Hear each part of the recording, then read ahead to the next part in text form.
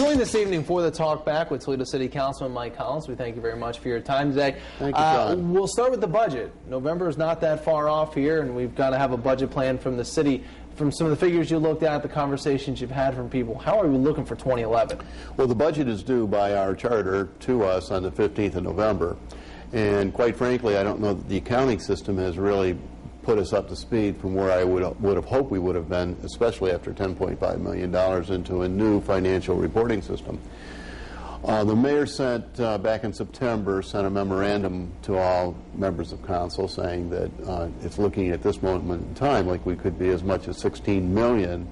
I do think it's going to be more than that, quite frankly. Wow. In terms of a deficit going into 2011. Which is tough to swallow after the deficit we've been dealing with this year. And, you know, Mayor Bell was saying previous administrations give it to them, and now we're at the point where, you know, he's running the show and we could see that deficit, you think? Well, and he said that, you know, to use the analogy, he said, just give us a bridge to get over this and we'll put it together.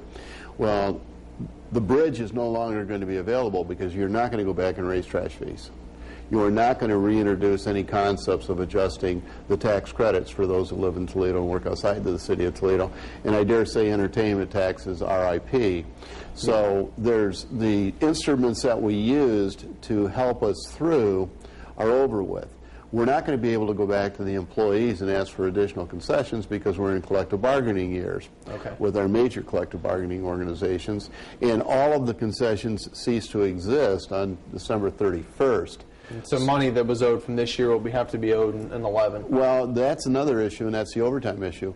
We have what I expect to be somewhere in the area of $5 million payable at 3.5% interest comes due in March, at the end of March of 2011 to the bargaining units, safety forces for deferred overtime. So it all sounds very daunting. In your opinion, is there a way we can stave this off before 11 gets, you know, the deficit gets enormous? Well, I credit Mayor Bell's finance director, Patrick McLean, because I saw a memorandum last week where he has pretty well said there will be no more hiring, there will be no more spending, nothing gets done in terms of transitioning money out of the general fund without administrative approval, which I think that is a step in the right direction. So they're approaching the fourth quarter using a very strategic position that we are not going to spend money we don't have to spend. I guess some of us would assume, don't you always do that? Well, no, they don't always do that. Okay. Unfortunately,